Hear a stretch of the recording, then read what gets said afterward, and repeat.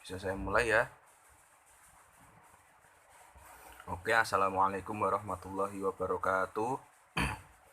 Berjumpa lagi di mata pelajaran Al-Quran Hadis kelas 8. Ya, ini 8B.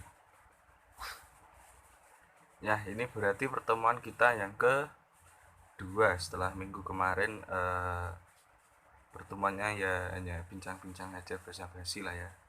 Bukan perkenalan karena sudah kenal pada semester 1 dulu ya kan. Nah, oke. Materi kita hari ini adalah kuperindah bacaan Al-Quran dengan tajwid. Nah, di sini siapa yang belum bisa tajwid? Ya, saya rasa semua sudah bisa ya. Mungkin di sini hanya pembenaran saja. Ya, berarti di sini nanti materinya ada hukum bacaan lam dan ro.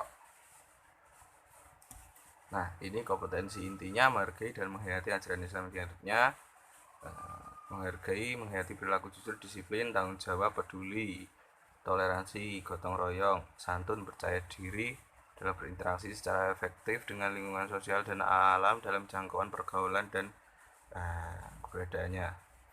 Nah, itu sampai 4 itu bisa nanti kalian baca sendiri, nanti materinya saya share di grup. Nah, ini ada KD-nya, ada tentang menyebutkan hukum bacaan lam dan ro, menjelaskan ciri-ciri hukum bacaan lam dan ro di surat Al-Humazah sama Takasur dan surat-surat lain. Yang berikutnya adalah mendeskripsikan cara membunyikannya. Yang terakhir yaitu mengidentifikasi hukum bacaan lam dan ro dalam surah Al-Quran.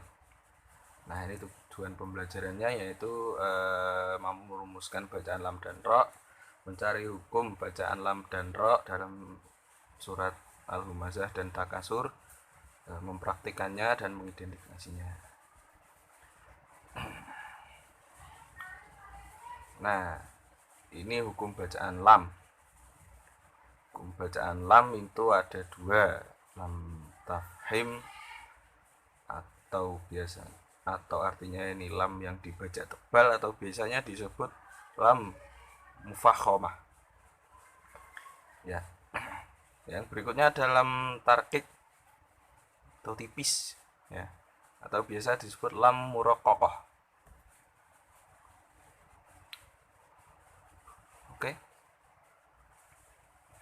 Nah, ini lam tafkhim ya pertama. Nah, lam tafkhim ini biasanya ada di lam yang ada di lafzul jalalah, lafaz jalalah. Tahu kan lafaz jalalah? Yang dilalui huruf fathah ataupun bisa domah, maka harus dibaca tafkhim atau tebal. Caranya membaca yaitu adalah menjorokkan mulut ke depan, sedikit ke depan. Contohnya gini pada lafaz jalalah yang didahului huruf berharokat fathah. Ma'allahi, ma'allahi. Nah, itu dalam jalalah.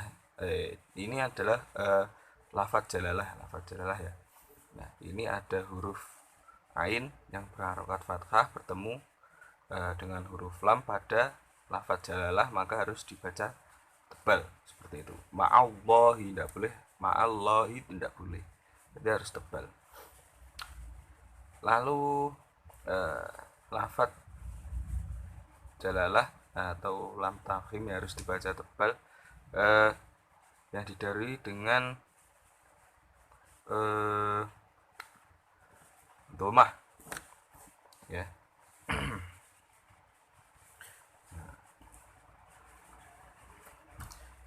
Nah, ini yang didahului dengan harokat domah. Salah satu contohnya yaitu waroh. Nah, warahmatullahi, warahmatullahi harus tebal. Tidak boleh warahmatullahi, itu tidak boleh, harus warahmatullahi. Nah, seperti itu. Lalu ada ini tadi lam tafkhim ya. Lalu ada lam tarkik atau lam yang tipis, dibaca tipis ya, biasanya disebut lam muraqqaqah. Lam muraqqaqah. Nah, lam muraqqaqah ini ada dua. Nah, yang pertama lam yang terdapat pada lafadz jalalah dan didahului oleh huruf berharokat kasroh ya, kasroh ada di bawah. Posisi mulut tidak menjorok ke depan ya, jadi biasa saja seperti pada lafadz Bismillahirrahmanirrahim. Nah, pada lafadz Bismillah, Bismillah. Nah, nggak boleh dibaca Bismillah, itu nggak boleh. Itu tebal berarti. Jadi pada lafadz Bismillah itu lam pada lafadz jalalah itu harus dibaca tipis. Bismillah. Nah, seperti itu.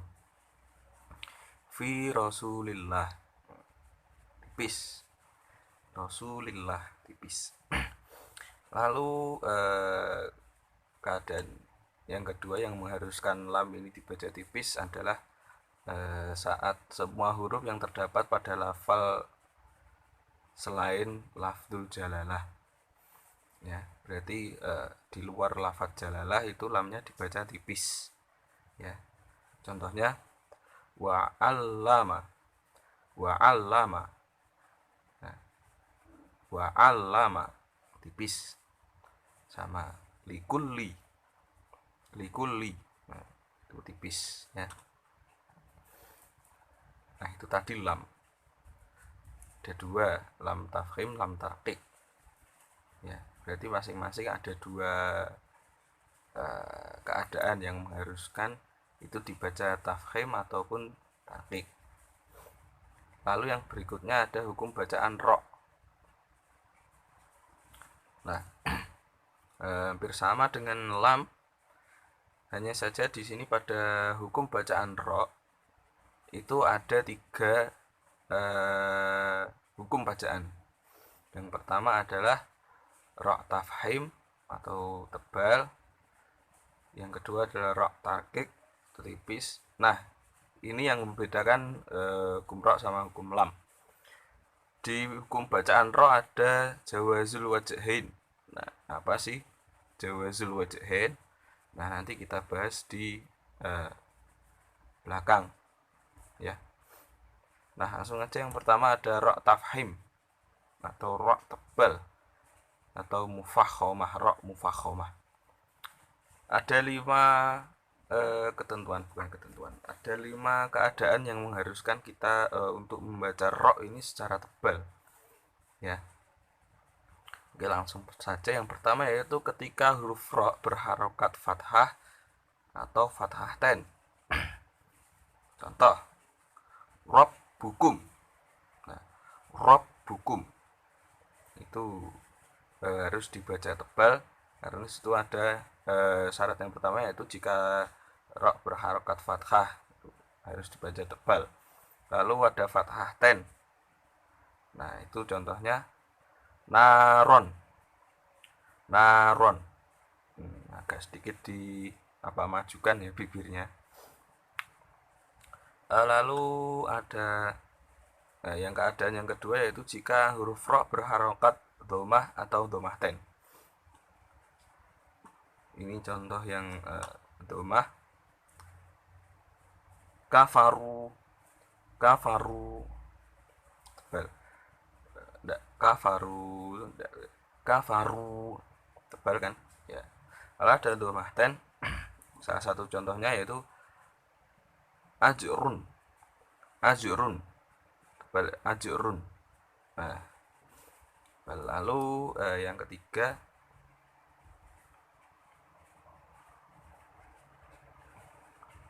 masih dalam ro tafkhim ya. Nah,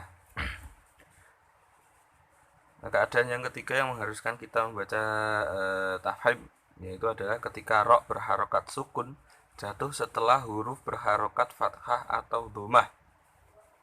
Nah, jadi apabila ro disukun sebelumnya ada huruf yang berharokat dhammah atau fathah, itu ro wajib dibaca tebal. Ya, contohnya wa arsala. Nah, itu tebal.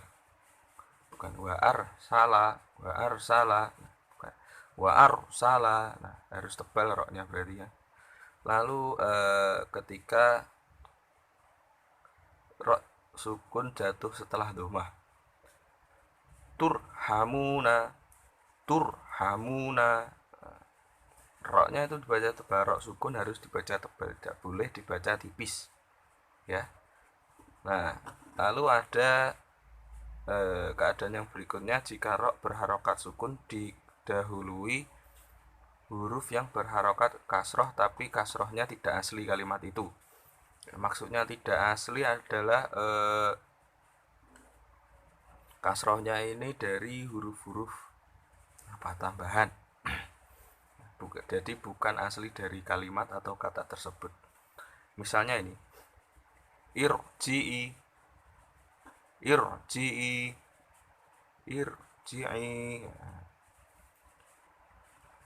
Ini kan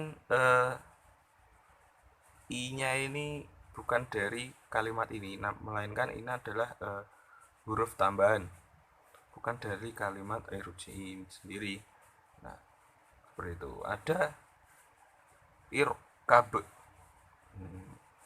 ada irham. Nah, irhamna. Nah, ini ya, berarti roknya harus dibaca tebal. Lalu ada keadaan yang terakhir yang mengharuskan kita membaca rok tafhim, yaitu adalah jika rok sukun didahului huruf berharokat kasroh yang asli ya, bukan yang tambahan seperti tadi, tapi setelah rok sukun ada huruf isti'la yang tidak kasroh. Nah, jadi rok sukun ini didahului oleh huruf, terserah huruf apa, yang penting itu harokatnya kasroh, tapi hurufnya ini huruf asli dari kata tersebut. Nah, tapi di depan ro, nah sesudah ro itu ada huruf isti'la. Nah, apa sih huruf isti'la itu? Huruf isti'la ada 7. Yang pertama ada shad, ada dot, ada to, ada do, ada kho, ghain, sama qaf. Nah, apabila rok sukun bertemu syarat-syarat itu, maka harus dibaca tebal ya, harus dibaca tebal. Contohnya begini, qirtasun. Nah, ini ada ro yang disukun, tetapi sebelum ro ada huruf qaf. Nah, huruf qaf ini berharokat kasroh. Nah, berharokat kasroh. Sedangkan setelah ro ini bertemu huruf to. Huruf to kan salah satu dari huruf isti'la itu. Nah, to ini berharokat fathah, jadi ro-nya harus dibaca tebal. Nah, satu lagi contoh yaitu mirsodun. Nah, ini ro-nya bertemu mim. Mimnya ini berharokat kasroh, lalu bertemu huruf isti'la shad. Shadnya ini berharokat fathah, jadi harus dibaca tebal seperti itu. Oke, yang selanjutnya yaitu ro tarkik atau ro yang tipis, atau bisa disebut ro muraqqaqah. Ada 4 keadaan yang mengharuskan kita membaca ro dengan cara tarkik. Yang pertama, yaitu jika ro berharokat kasroh atau kasroh ten.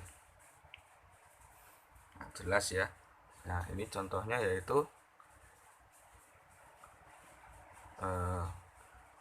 wa min syarrin.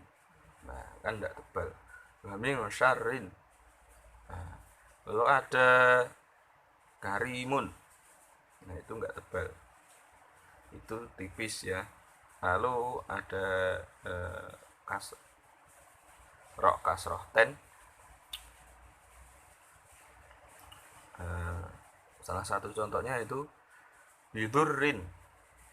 Nah, kan enggak bidurrin. Enggak kan enggak. Bidurrin biasa, tipis, enggak tebal. Lafi husrin. Lafi husrin. Nah, tipis. Lalu yang kedua, jika ro sukun dan huruf sebelumnya berharokat kasroh asli, tapi setelah ro sukun bukan huruf isti'la. Nah, apa tadi huruf isti'la apa saja? Ada to, ada do, ada shot, ada dot, ada kho, ghoin, qaf. 7.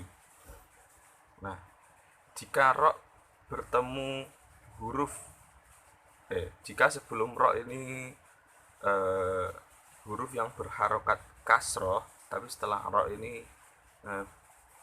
bukan huruf isti'la, berarti dibaca tipis, bukan dibaca tebal. Contohnya Fir'auna. Nah, Fir'auna. Nah, ro bertemu huruf fa berharokat kasroh, tapi sudah ro ini ada huruf ain. Nah, huruf ain. Jadi ro-nya tidak dibaca tebal, namun dibaca tipis.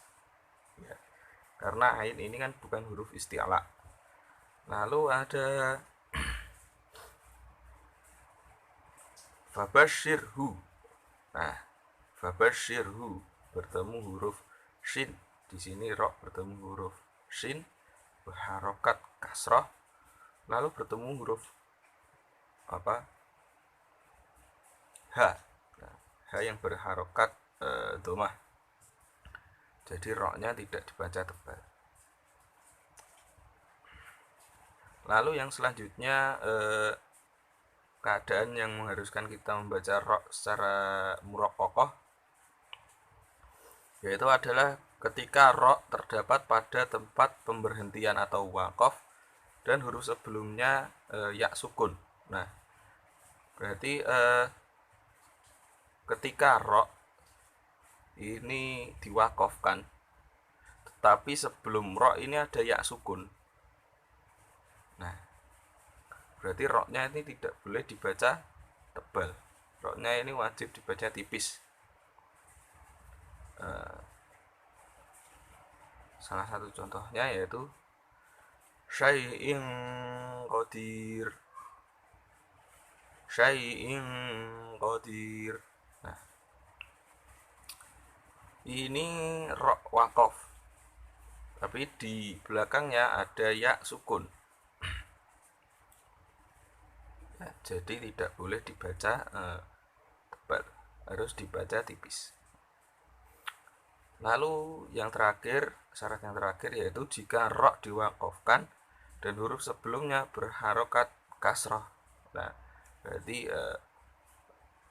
ro wakaf ketemu kasroh dibaca tipis. Salah satu contohnya itu wala nasir. Wala nasir. Ini ro ro-nya ini fathah tapi diwakafkan lalu bertemu dengan huruf shad berharokat kasroh. Berarti ro di sini dibaca muraqqaqah atau dibaca tipis.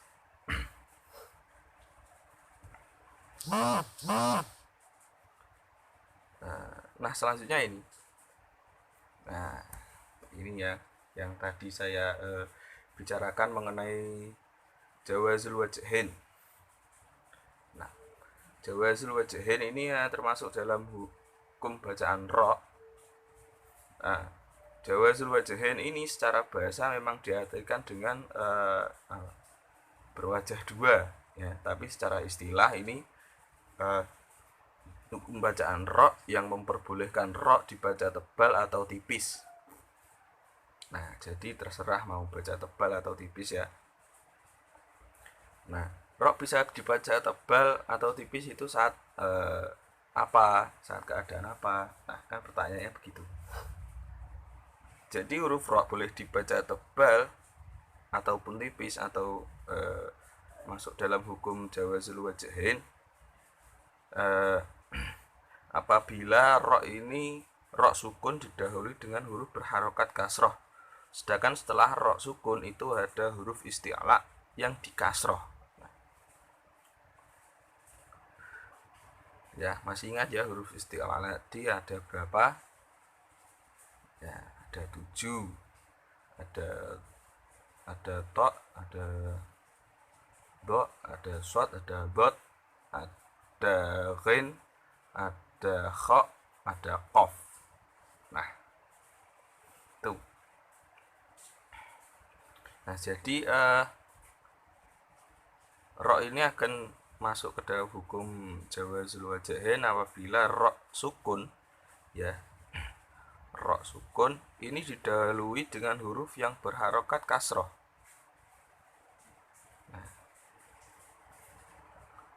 Nah, setelah itu, setelah ro sukun itu ada huruf isti'la. Tapi huruf isti'lanya ini dikasroh. Nah, jadi dia masuk ke dalam hukum jawazul wajhain. Contohnya begini. Min irdihi. Min irdihi. Nah, dot kan ini huruf isti'la dikasroh. Ro-nya ini bertemu huruf ain dikasroh, lalu sudah ro ada huruf dot, huruf isti'la ini dikasroh juga. Jadi dia masuk dalam hukum bacaan jawazul wajhain, boleh dibaca tebal atau boleh dibaca tipis. Nah, itu tadi contoh yang bila dibaca tipis, min irdihi, min irdihi. Nah, itu tipis. Tapi kalau dibaca tebal nanti bunyinya mungkin seperti min irdihi, min irdihi. Nah, jadi ro-nya menjadi tebal. Ya. Oke, saya kira itu saja pembahasan tentang materi hukum bacaan ro dan lam. Nah, setelah ini kalian saya beri tugas. Yang pertama tugasnya yaitu kalian salin surah Al-Humazah dan surah At-Takatsur di buku tulis kalian. Lalu carilah dan tulis ada berapakah huruf bacaan lam dan ro yang terdapat pada surah Al-Humazah dan surah Takatsur. Nanti bisa dikumpulkan ke saya beserta nanti kalian merekam suara kalian sendiri dan serta kalian baca hukum bacaan lam dan ro yang terdapat pada surah 2 tersebut. Ya, baik, karena sudah selesai, ini nggak saya tutup dulu, tapi kita lanjut di kelas. Nanti kalau ada yang mau tanya-tanya, silahkan. Nanti materinya juga saya share. Ya, diskusi kita lanjut di kelas saja. Saya akhiri dulu videonya, tapi nggak saya akhiri kelasnya ya. Oke, monggo silahkan.